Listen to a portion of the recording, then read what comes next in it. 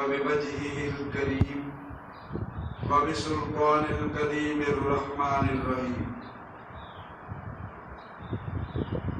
يسألونك عن الروح قل الروح من أمر ربي أو كما قال صدق الله العظيم وبلغنا رسوله النبي الكريم الأمين الرؤوف الرحيم الحنين المكين ونحن على ذلك لمن الشاهدين والشاکرین والحمد للہ رب العالمین۔ تمامی احباب بارگاہ رسالت پاک میں ہدیہ درود و سلام پیش کریں، انشاءاللہ برکت ہوگی۔ الصلاۃ والسلام علیک یا سیدی یا رسول اللہ وعلی آلک واصحابک یا سیدی یا حبیب اللہ۔ صلاۃ کے بعد صدر محفل جناب صاحبزادہ پیر غلام مصطفیٰ صاحب، برادران اہل و محبت و اہل و طریقت، السلام علیکم ورحمۃ اللہ وبرکاتہ۔ آپ اور ہم سب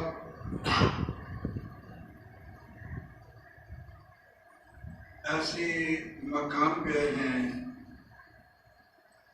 کہ جہاں کہا جاتا ہے کہ فلاں آدمی یا فلاں عورت کی روح پرواز کر گئی۔ روح کے متعلق میں جامعہ مسجد میں عرض کر چکا ہوں، میں نے وہاں عرض کیا تھا کہ اسی مضمون کو آگے لے کر چلوں گا۔ دعا کریں اللہ تعالیٰ میری زبان پہ حق جاری فرمائے اور ہم سب کو سن کے سنا کے عمل کی توفیق۔ روح کو، عالمی ارواح کو پیدا کرنے کے لیے اللہ نے کوئی اسباب استعمال نہیں کیے، وہ مسبب الاسباب ہے۔ بغیر اسباب کے اللہ نے ارواح کو پیدا کیا، اور ارواح کی جو وجود کی کیفیت ہے وہ آج تک کوئی نہیں سمجھ سکا کہ روح کی کیفیت کیسی ہے، روح کا وجود کیسا ہے۔ لیکن یہ بات تعین ہے قرآن کی روح سے کہ اللہ تعالیٰ نے روح کو پیدا کرنے کے لیے کوئی اسباب استعمال نہیں کیا۔ وہ مالک ہے، وہ مسبب الاسباب ہے، وہ بغیر اسباب کے کچھ دے تو اس کی مرضی، اسباب پیدا کرے تو اس کی مرضی۔ کیونکہ اللہ تعالیٰ نے یہ دنیا جو ہے اس کا سارا انحصار اسباب پر رکھا ہے، تو اس لیے اللہ تعالیٰ نے ان ارواح کو جو بغیر اسباب کے پیدا کی اس دنیا میں بھیجنے کے لیے اور اس دنیا سے واپس بلانے کے لیے اللہ نے اسباب کو خلق فرمایا۔ اللہ تعالیٰ نے جیسے آدم علیہ السلام کی پشت سے تمام ارواح کو نکالا تھا، الست بربکم کا وعدہ لینے کے بعد پھر آدم علیہ السلام کی پشت میں ان کو منتقل کر دیا۔ پھر آدم علیہ السلام کو اللہ تعالیٰ نے اولاد دی،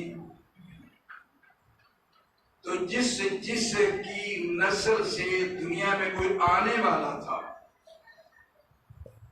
وہ روحیں اس کی پشت میں منتقل کر دی۔ جتنی ارواح تھی، یعنی جو شیش علیہ الصلاۃ و تسلیمات سے اس دنیا میں ان کی اولاد آنی تھی، وہ روحیں ان کی پشت میں چلے گئی۔ جو حضرت انوح علیہ الصلاۃ و تسلیمات سے اس دنیا میں آنے والی وہ ان کی پشت میں چلے گئی۔ حضرت آدم علیہ السلام کے دو بیٹے جن کی قبریں ملک پاکستان میں ہیں، حضرت انوح علیہ السلام اور حضرت تانوخ علیہ السلام، لیکن ہمیں علم نہیں ہے، وہ چلے گئی۔ پھر اللہ تعالیٰ نے حضرت حوا کو پیدا کر کے تو یہ ایک نظام بنا دیا کہ زوجین آپس میں ملیں تو باری باری روحیں بار کی پشت سے ماں کے شکم میں آتی ہے. پوری توجہ ذرا رکھیں. انشاءاللہ کوشش کروں گا کہ میں سادے الفاظ میں آپ تک قرآن کا پیغام پہنچا سکوں. لیکن اللہ نے ہمیں یہ بتایا کہ میں اس کا محتاج نہیں ہوں، میں اس کے بغیر بھی کر سکتا ہوں. جیسا کہ اللہ تعالیٰ نے حضرت آدم علیہ نبینا علیہ السلام کو تخلیق فرمایا تو نہ ان کا کوئی باپ نہ ان کی کوئی ماں، لیکن اللہ نے آدم کی پشت میں سب کچھ رکھا. پھر حوا کو پیدا کیا، ان کی ماں کوئی نہیں. یہ اللہ ہمیں سمجھانے کے لیے کہہ رہا ہے کہ میں ایسے کر سکتا ہوں، مگر میں نے نظام کائنات کو اسباب کے لحاظ سے رکھا ہے. لہذا یہی میں تم کو یہ خال ایسے واقعات اس لیے کر رہا ہوں کہ میں ایسے کر سکتا ہوں. پھر حضرت مریم علیہ السلام کسی باپ کی وساطت سے ماں کے شکم میں نہیں آئے. یعنی اللہ کر سکتا ہے مگر نہیں. اللہ تعالیٰ نے اسباب پیدا کیے کہ زوجین آپس میں ملیں تو وہ ایک قطرے کی شکل میں، ایک پانی کے قطرے کی شکل میں وہ روح اپنے باپ کی پشت سے ماں کے شکم میں آ جائے. پھر اللہ تعالیٰ نے ایک نظام بنایا جو تیری میری سمجھ سے بہت بالا تر ہے. روح باپ کی پشت سے ماں کے شکم میں آئی تو جہاں اس کی قبر بننی ہے اس جگہ سے مٹی کا ذرہ لے کر وہ بھی ماں کے شکم میں رکھ دیا. اب وہ جو روح ہے وہ پرورش پا رہی ہے ماں کے شکم میں، اور جس رنگ میں، جس وجود میں اس نے آنا ہے اس کی تخلیق ہو رہی ہے مٹی سے. ایک طرف ہے روح، ایک طرف ہے جسم.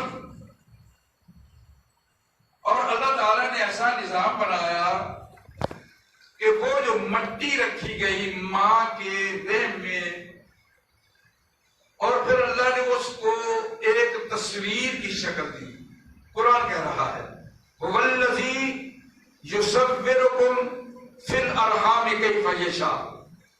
صرف مسئلہ اتنا کہ ہم قرآن کو سمجھنے کی کوشش نہیں کرتے، قرآن کو پڑھنے کی کوشش نہیں کرتے. ہم نے قرآن صرف اس لیے رکھا ہے کہ اگر مقدمہ بن جائے تو قسم اٹھا لی جائے. قرآن اس لیے رکھا ہے کہ باپ فوت ہو جائے، وہ تو پڑھنا نہیں، پھر بیویوں کو بلانا ہے گھر میں ہمارے آگے میرے باپ کے لیے قرآن پڑھو. اگر ماں فوت ہو جائے خود نہیں پڑھنا، لوگوں کو اکٹھے کرتے پھرنا کیا ہو میرے باپ کے لیے قرآن خوانی کرو. میاں جو 20 قرآن پاک یا 100 قرآن پاک اکٹھا کرتا ہے اس سے بہتر ہے تو اپنے باپ کے لیے 5 یا 10 پارے خود پڑھے، اس کا اثر زیادہ ہوگا.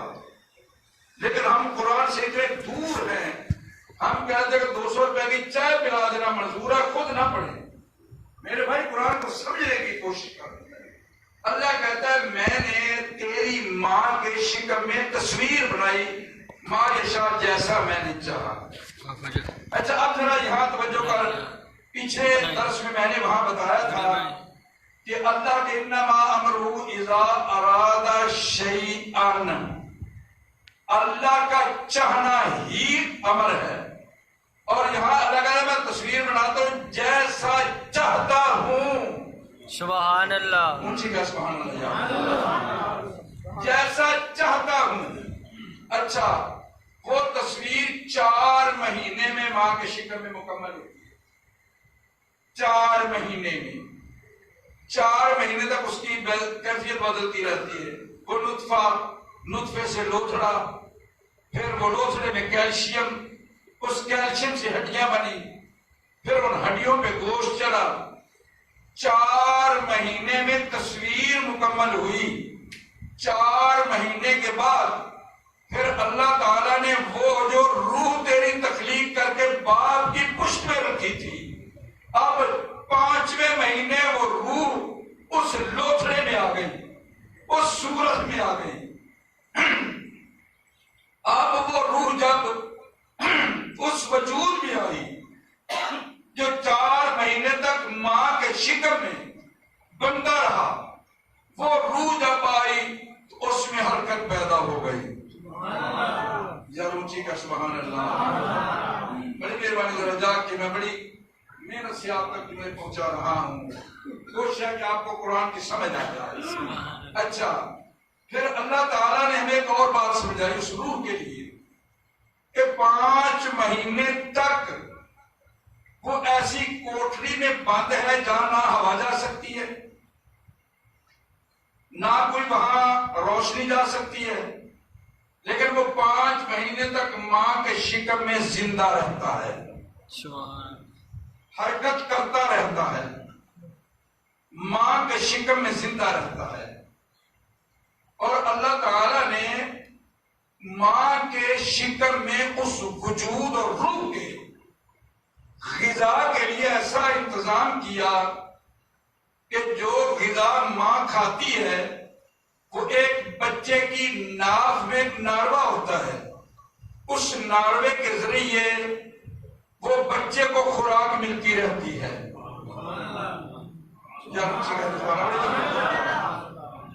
بچے کو خوراک ملتی رہتی ہے، لیکن سوال یہ پیدا ہوتا ہے، اگلی بات سمجھنے کی کوشش کرے کہ یہ قانون قدرت ہے کہ جب وہ خوراک کھاتا ہے، وہ بچہ یا بڑا ہے، اس کو پیشاب و پخانہ بھی آتا ہے، مگر اللہ کا نظام ہے کہ 5 مہینے تک وہ بچہ ماں کے شکم میں زندہ بھی رہتا ہے، لیکن نہ پخانے کی حاجت ہوتی نہ پیشاب کی حاجت ہوتی۔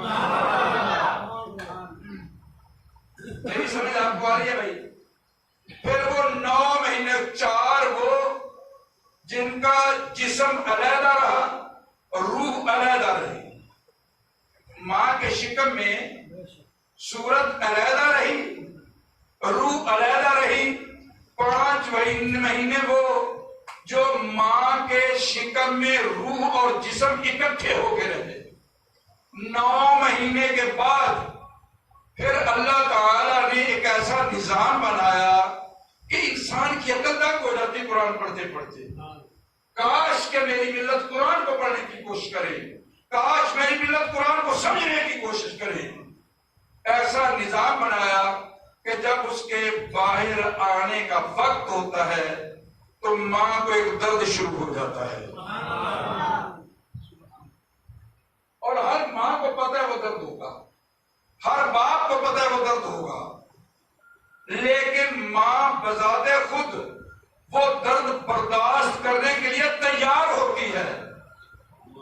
اسی لیے میرے رسول نے فرمایا صلی اللہ علیہ وآلہ وسلم کہ ساری زندگی تو اپنی ماں کے قدم دھو دھو کے پیتا رہے، ساری زندگی ماں کے آگے ہاتھ باندھ کر کے کھڑا رہے، ساری زندگی ماں کی خدمت کرتا رہے۔ جو تیرے پیدا ہوتے وقت تیری ماں کو تکلیف ہوئی تھی، تو اس تکلیف کا احسان بھی نہیں دے سکتا۔ جو تکلیف نے تیرے لیے برداشت کی ہے، اور تو بڑا نخرے کے ساتھ کہتا ہے کہ میں نے ماں باپ کا احسان اتار دیا ہے، ماں باپ کو آنکھیں نکالتے ہیں۔ ارے ساری زندگی تو ماں باپ کے قدم دھو دھو کے پیتا رہے، تو جیسے بڑھاپے میں تیرے باپ نے اپنی پشت پہ بوریاں اٹھا اٹھا کے تیرے لیے خوراک کا انتظام کیا ہے، تو اس کے احسان کا بدلہ نہیں دے سکتا ہے۔ سمجھا کیا ہے؟ ہاں، الغرض اللہ تعالیٰ نے وہ درد، وہ اسباب، روح پیدا کرنے میں اسباب استعمال نہیں کیے، لیکن اب اس دنیا میں آنے کے لیے اللہ نے اسباب پیدا کیے ہیں۔ وہ جو درد شروع ہوا، اس درد کی کیفیت میں بچہ ماں کے بند شکم سے دنیا کی کھلی فضا میں آ گیا، اور سب سے پہلا جو ہمارا مسلمانوں کا، میں غیروں کی بات نہیں کر رہا، نہ مجھے غیروں کے مذہب کی تحقیق کرنے کی ضرورت ہے، میرے پاس قرآن اس قدر ہے کہ مجھے قرآن سے فرصت ہی نہیں ملتی کہ میں اور غیروں کے مذہب پہ ریسرچ کروں. اسلام میرا اتنا وسیع ہے کہ اسلام کے ایک ایک شق پہ اگر میں ریسرچ کروں تو زندگیاں ختم ہو جائیں گی. ہم مسلمان کیا کرتے ہیں؟ سب سے پہلے بچے کو غسل دیتے ہیں.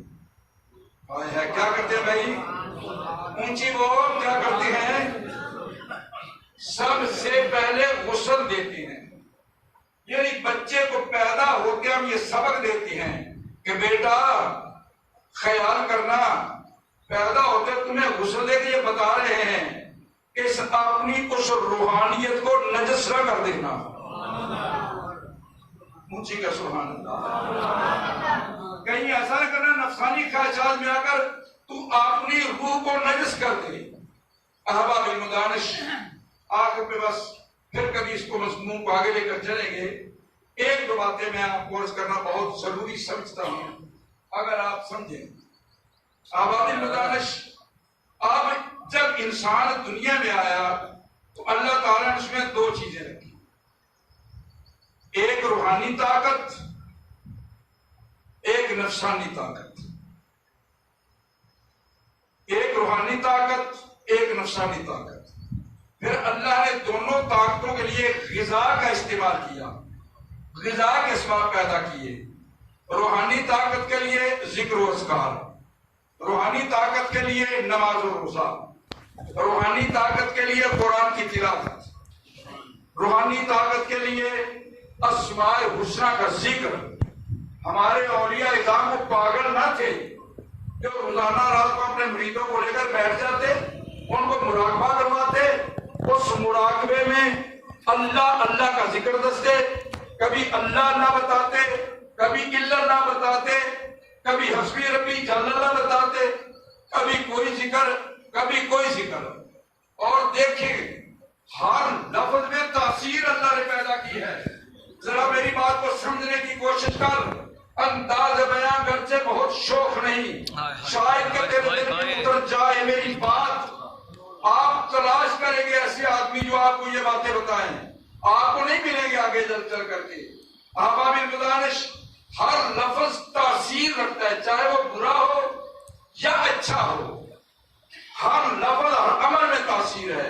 آپ ایسا کریں، میں آپ کو ایک اس تاثیر کے لیے آپ کو کیفیت بتاتا ہوں.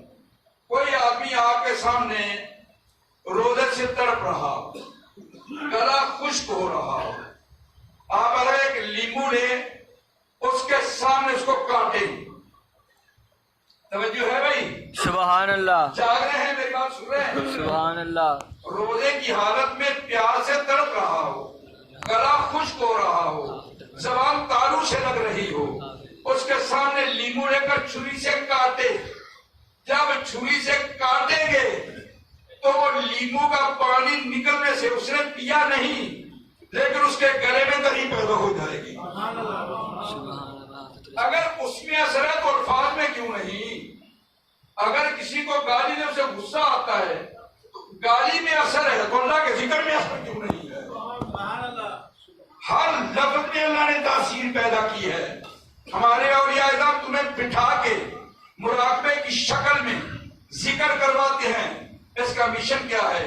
کہ وہ جو تیری روح ہے اس کو طاقت ملتی رہے. پھر روزہ رکھواتے ہیں، نماز پڑھاتے ہیں تاکہ تیری نفسانی طاقت، شیطانی طاقت کمزور ہوتی جائے. اگر تو ذکر و اذکار میں رہے گا تیری روحانی طاقت بڑھے گی، شیطانی طاقت کمزور ہوگی. اگر تو ذکر و اذکار اور نماز روزہ چھوڑ دے گا، کھانے پہ زور رکھے گا جیسے ہم کرتے ہیں، تو پھر تیری روحانی طاقت کمزور ہوگی، شیطانی طاقت بڑھ جائے گی. میرا خیال ہے کہ انہی الفاظ پہ اپنی گفتگو کو سمیٹ لینا چاہیے. اگر پھر کبھی موقع ملا